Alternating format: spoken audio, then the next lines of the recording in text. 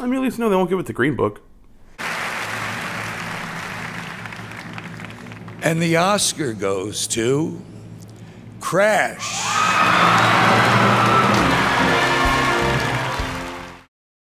Hi, I'm Dom, and today we're going to talk about the 2019 Academy Awards. At the time of me filming this, we're a few days away from the actual Academy Awards. As you all know, this is like the Super Bowl of movie stuff. What this video is for people to have a larger understanding of the 8 films nominated for Best Picture. I figure not everyone has seen all these movies, not everyone is going to actually take the time to watch all of these films, and being a critic myself, every year for the last few years I've tried to watch all the Best Picture nominees. Usually what happens is I watch a lot of movies just in general, so by the time the Best Picture nominees are announced, I will have already seen like half of them, let's say. And then I'll hunt down the other half, which are typically populated by movies I never want to watch in the first place. This year was a little bit different. Because of the fact that I'm a part of the Washington Area Film Critics Association, I actually got a ton of screeners this year, just like mailed to me. So before 2018 was already even up, I got like 70 movies just like mailed to my doorstep. It's a very different way to watch movies. I don't necessarily mean watching it at home versus watching them in the theater. I just mean they send you a bunch of movies. Like, they just give them to you. So you're more likely to watch things that you would otherwise never bother to go out of your way to see.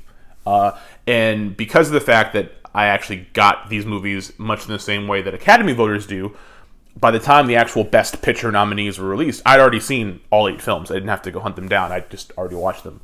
So here, today, is my take on the 8 Best Picture nominees. These are largely just my opinion. Please don't come to my house trying to fight me to defend Rami Malek or whatever. He's not sharing any of his Mr. Robot residuals with you. Chill the fuck out. Vice is one of the most divisive pictures in this year's Oscar race. It's got a star-studded cast and basically kind of feels like if Armando Iannucci fucked a Michael Moore documentary, which is to say I kind of liked it quite a bit.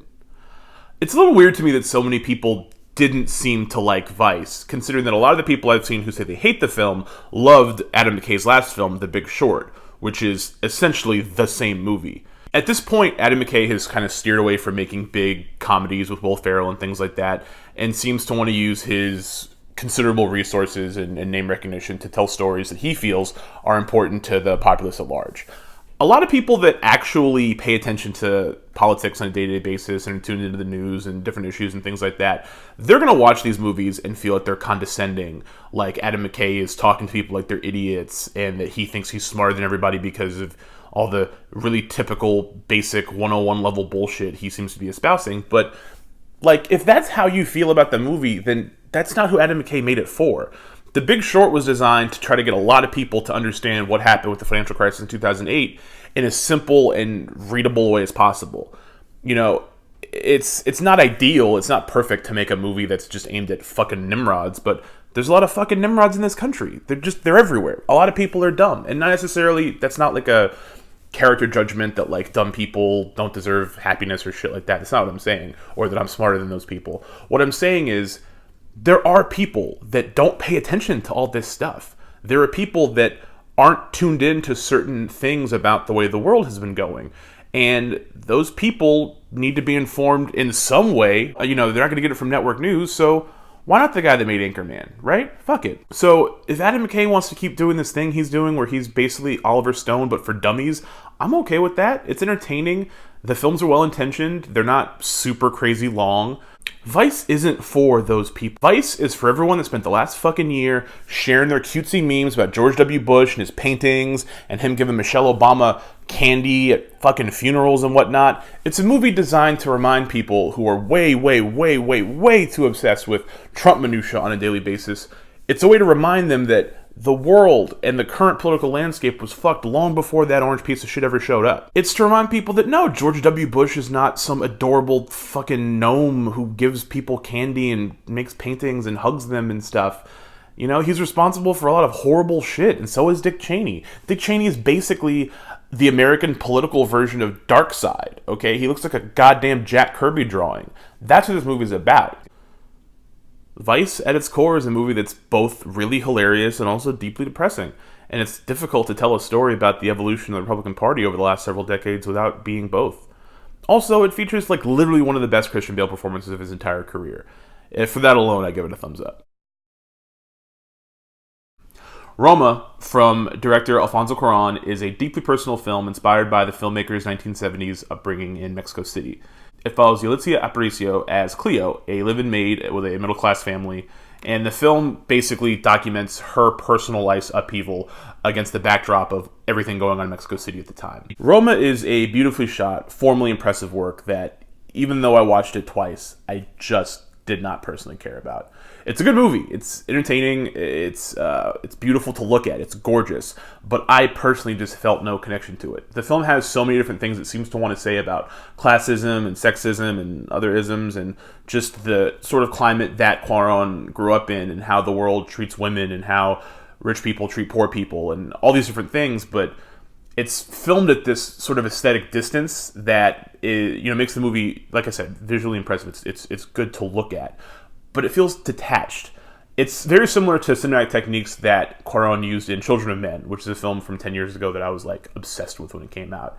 And here, I don't know that the technique feels as powerful as it did then. There it was used largely for like world building. You, the viewer, were focused on the film here in the present, in the foreground, and the background filled in a lot of details about this future world that you otherwise did need to be told through exposition.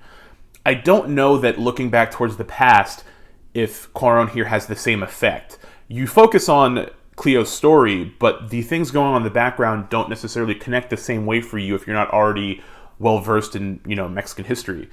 The film doesn't, to me anyway, make a really strong case for the juxtaposition of the two. It doesn't pull everything together in a way that really mattered. I think the performances are very good. I think the story itself is compelling. It's just, to me, it's hard to watch Roma and think anything other than Netflix, standing in front of everybody and saying, oh, hey, look at us. We can make serious art movies too. Maybe to me, it's the overwhelming sense that Alfonso Cuarón was trying to flex his muscles as a cinematographer more than as an actual storyteller. I just didn't feel anything, I'm not going to pretend that a movie moved me if it didn't, This coming from a guy that cried during the Christmas Chronicles. Of all the different movies nominated, Roma seems to have the best chance of winning. But if it does win Best Picture, it's not really going to feel like a triumph for Alfonso Cuarón. It's going to feel like a triumph for Netflix. It's going to be them planting their flag in the ground saying that we're just on the same level as any other studio. We can make these big movies too. We can do the Miramax thing. And that's all well and good, but I just can't say that I'm going to be thinking about Roma next year, let alone 5 years from now or 10 years from now. I definitely think it's worth seeing. I definitely think more people should see it, regardless if you see it in a theater or on your laptop or whatever. It's pretty much wherever you watch it.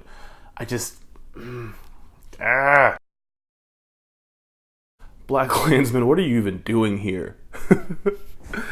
Yeah, okay, so I should preface this by saying that Spike Lee is one of my favorite filmmakers, ever. I'm so glad that he is living in the world still and making movies every couple of years, and honestly, I'll see anything he does, even if it looks dumb. I just think he's a very unique filmmaker. He has such an interesting voice, such an interesting style, and, I like seeing new Spike Lee movies, even when they're not good. The issue for me is that here, with Black Klansman, we have one of his most boring, least interesting films just ever in his entire career. I wouldn't even put it in his top 10. And here it is, nominated for Best Picture at the Academy Awards. Here it is, giving him his first ever Best Director nomination. Not for Do the Right Thing, not Malcolm X, not anything else that he's made over the last, nearly 30 years or whatever. This is it. This is the movie. I think Black Klansman has a very good premise. I think it's a very strong premise. The idea of making a movie about a black cop who goes undercover in the KKK to try to bring them down from the inside is really cool. It's a true story, and I know there's a lot of sort of thorny, controversial elements of this cop's real life and some of the different operations he was involved in and stuff. But just purely from a cinematic perspective, I would be excited about a movie based on this premise. It's just that Spike isn't the director to make this kind of movie. This sort of movie needed a director who was a little bit more exploitative in nature, someone maybe a little bit dumber, maybe someone a little bit less passionate about politics overall, who could just make a straightforward thriller procedural about this weird premise. Instead, Spike has this thing where I feel like in his early years he had a core few issues he wanted to address on screen, and his movies had this sort of really they'll just bore into you with all their different thematic, preoccupations. And over the years, every time he makes a new movie, he has 10 different things that he's just mad about in general as he's gotten older. And he's lost the ability to mold those into a coherent structure. So to me, BlacKkKlansman is a failure on multiple fronts. It's not particularly well written. It doesn't have a useful, smart structure. It's entirely too long.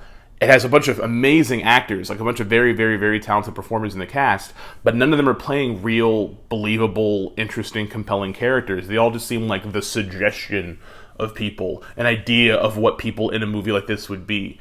And this is really common in a lot of late period Spike Lee movies, but here it's more egregious than usual. And it's the kind of thing I wouldn't think about if this also wasn't nominated for Best Picture at the Academy Awards. Like, it's definitely one of these movies about race that, like, white people love. No offense, all offense. It's a film that is designed to sort of, address difficult, thorny subject matter, but in the past, like years ago, where it can't touch us. Even the big quote at the end, tethering it to recent events, it's still a film that deals with race far away because it's easier for people to go, yeah, people were racist back then, but like now everything's like, better. Well, it was getting better, but then Trump happened, now it's bad again. Like, no, race has been a pretty fucked up issue for forever. And to me, it just misses the boat. I don't know, maybe I'm crazy, but in 2019, I can't really support a movie about a black cop who never seems to wrestle with the fact that he's both black and a cop. He just seems cool with it. I don't know, I just think it's kind of dumb, tone deaf, and as good as Denzel Washington's son, John David Washington, is, the movie to me never gets out of like second gear. The Favorite is probably the least likely movie to end up in this Best Picture race, if only because it seems so different than the other films it's racing against. Director Yorgos Lanthimos has made some really weird fucking movies in the past, so comparatively, The Favorite is a pretty tame, pretty drab movie if in his pantheon. However, for the average person, it's still going to be very strange, kind of off-putting, but I think really fun. That said, I think it's a pretty unique experience. To me, The Favorite is wickedly funny, absurdly hilarious, and absolutely gay as hell. I don't know how he did it, but it's like, this is a movie that looks from afar like a typical boring Oscar costume drama, but in practice it feels sort of like a Bravo show, like a Real Housewives franchise, but like in a chamber. With these really weird fisheye lenses and these wide shots and stuff. It's like cripplingly modern at times. Like, it just feels so not of the era that... I sort of hate the Merchant Ivory approach to period pieces and historical dramas. It's just like not for me. I think the last time I watched a costume drama that I didn't absolutely hate was Whit Stillman's Love and Friendship. But unlike that Jane Austen adaptation, I feel like The Favorite is just so much more like vicious and cruel at times, but also tender. It's just such a unique film. I just really had a blast. I think that Rachel Weisz, Olivia Colman, and Emma Stone all deliver really great performances, some of the best of their respective careers. It's beautifully shot. It's hilarious. The script is great. It's like ideal. I don't have any real complaints about this movie. I didn't love it enough to consider it to be like Best Picture of the Year or anything like that, but like I really liked it, and I don't understand honestly why the Best Picture race shouldn't just be movies that we all thought were like really good.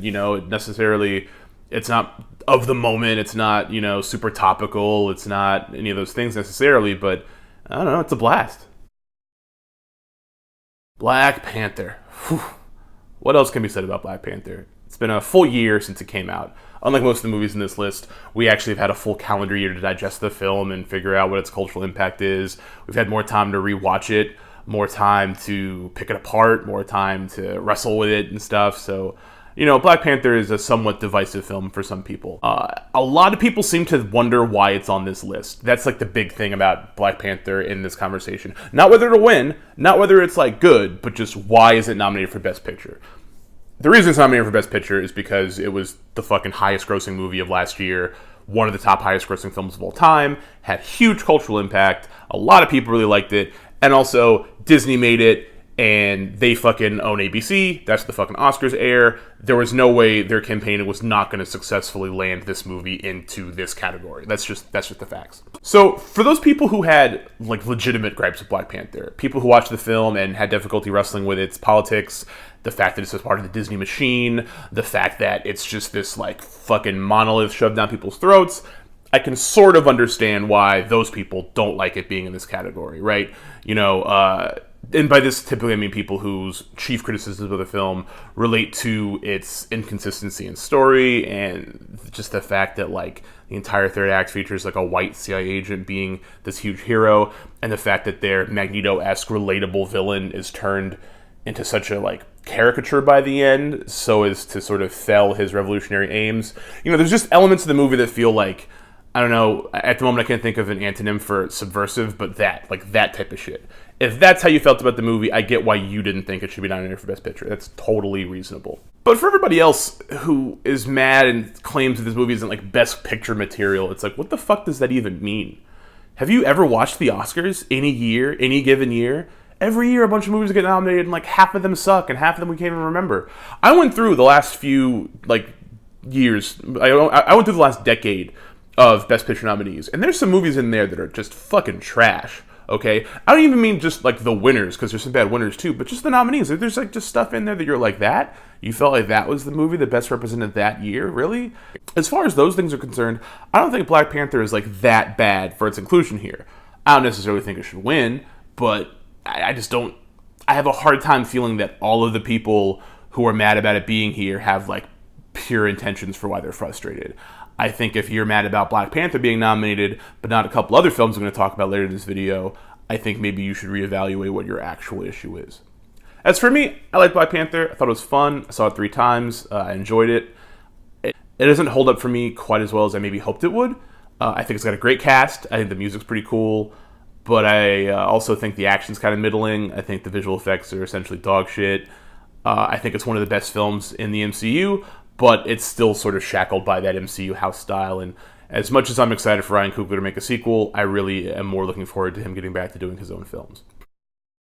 Like 6 months ago, A Star is Born seemed like the presumptive favorite to not only be nominated for Best Picture, but to, like, win like a bunch of awards. And it's because it ticks off a lot of major boxes for the Academy. It's got an actor turned director. They fucking love that shit. Ask Mel Gibson.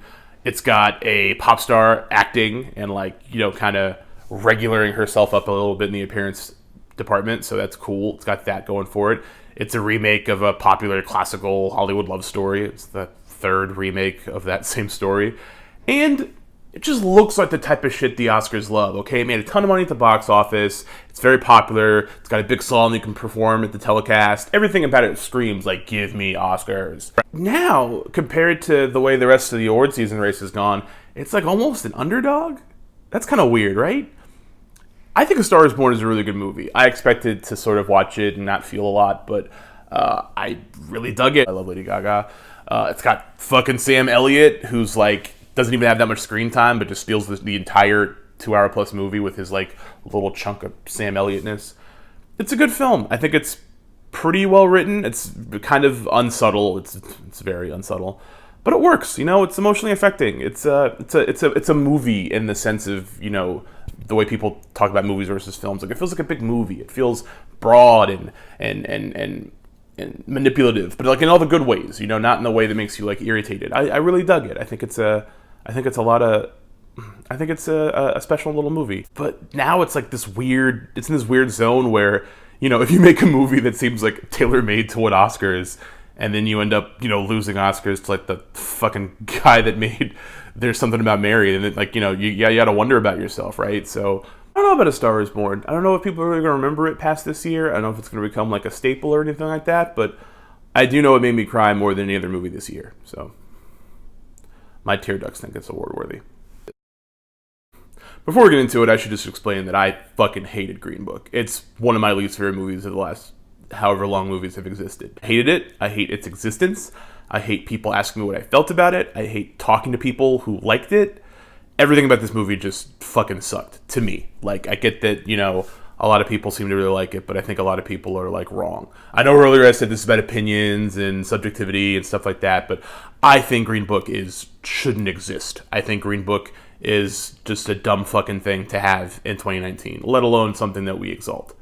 Ostensibly, Green Book is based on a true story, based on a true friendship, as the poster tells us, between a jazz musician, a black jazz musician played by Mahershala Ali, and his white, racist driver, bodyguard person played by Viggo Mortensen, of all people. people love this movie. I would like to say that white people seem to like this movie, but a lot of older black people like this movie too. A lot of people across different demographics like this movie. But I think the movie speaks to like a very specific thing in American culture that I would love to pretend like we're past, but we all know we're not. And that's this driving Miss Daisy thing. You know, we're at a very divided time in America right now. We're kind of always at a pretty divided time in America. It's just some people are privileged enough to not notice or have to pay attention to it.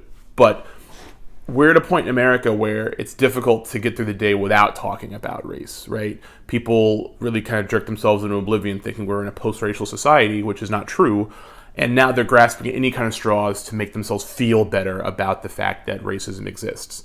So what better way than to tell a story set at a time when racism was like hot, I guess you could say racism was like over like Rover, and show a guy who's racist, like a sort of a caricature Italian guy who hates black people and doesn't know why, and then they come hang out with a black guy for a couple of hours, and they have some yuck-em-ups, and now he's like less racist, you know? He's not like not racist, by the way. By the end of the movie, it's not like his character transforms and becomes like a really good person. He's just like just less racist enough to deserve a pat on the back in some people's eyes, and I think that's gross. I think it's disgusting. I think it's a good-natured buddy comedy that has a lot of really stupid fucking thoughts about race, and I think it's harmful, honestly. I think it's dumb that this movie exists in the present, and that there are a lot of people who are going to watch this movie and then come to other people and use it like a cudgel in conversation to make them be like, this is the movie you need to watch. This is what's wrong with race in America is we just don't talk to each other. We just don't go on long drives and teach black people how to eat fried chicken. It's comical to me. Not the film. The film is like vaguely funny at times, but it's comical to me that this year, this is the movie that, you know, we're really championing, and it's disgusting to me. I think Peter Farrelly's kind of a shitty director. I happen to like a lot of old Farrelly Brothers movies. I think they're fun, but I think on his own, he's not a very good craftsman. I think that this movie is written by, you know, a hack. Literally, it's written by the son of the driver from The True Story, who's written a few movies in Hollywood. Maybe you've seen one of them. Ah, bitch! Oh, come on, bitch! All right! Okay, baby girl! Who sent ya? Who sent ya? Sam fucking Beckenbauer!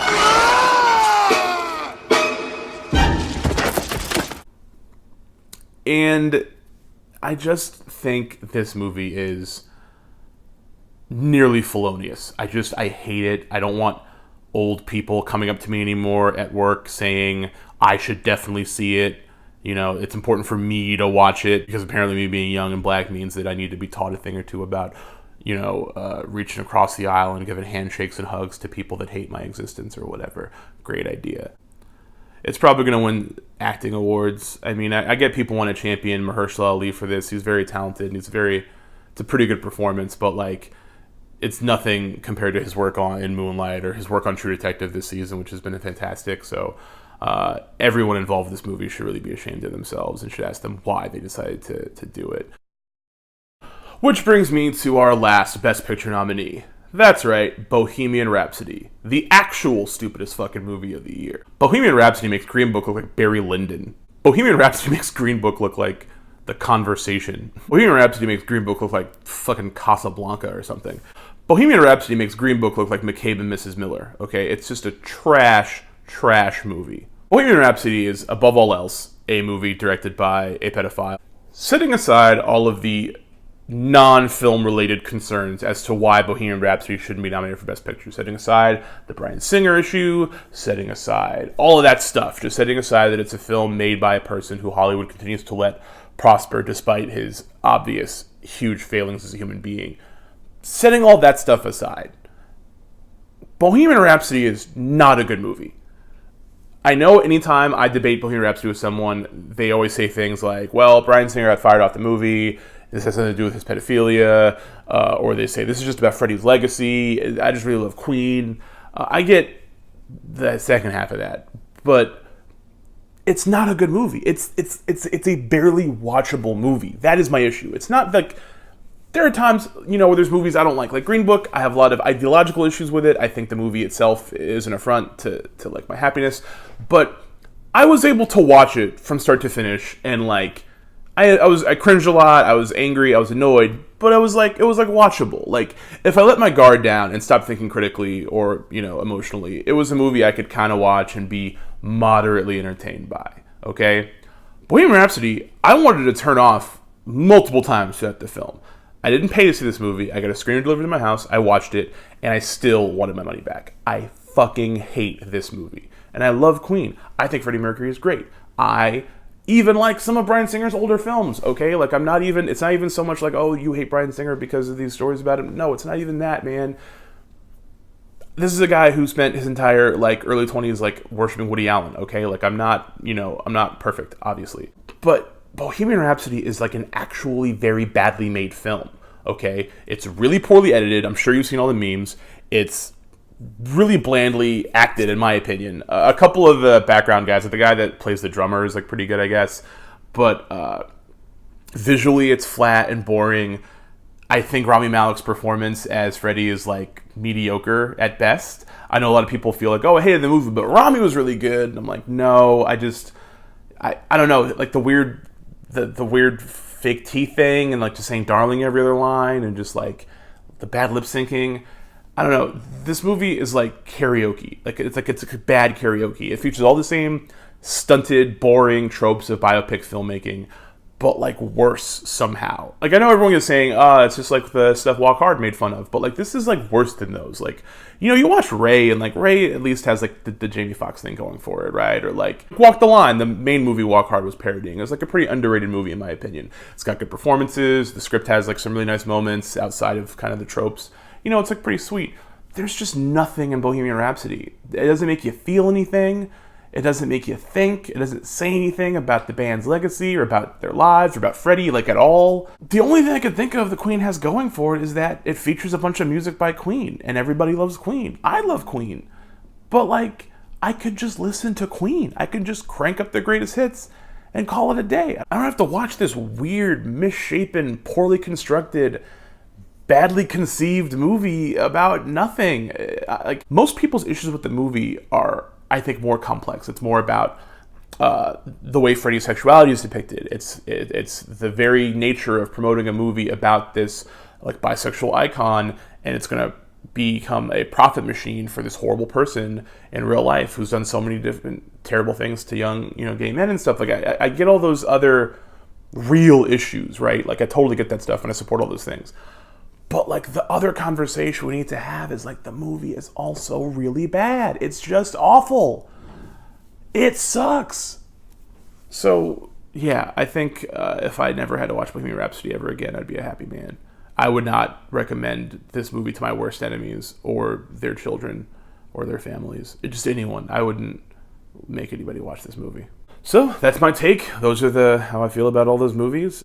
In the description below, I've linked the last couple times I've done a written version of my Oscar guide, and I've also included a letterbox list of my top 25 movies of 2018. That way, in the event that I offended any of your faves, you can pick apart what I said I liked and make fun of me in the comments and make yourself feel better, because no one wants to walk around with that kind of bruised ego in their fandom. That's all I got. Thanks. See you guys next week.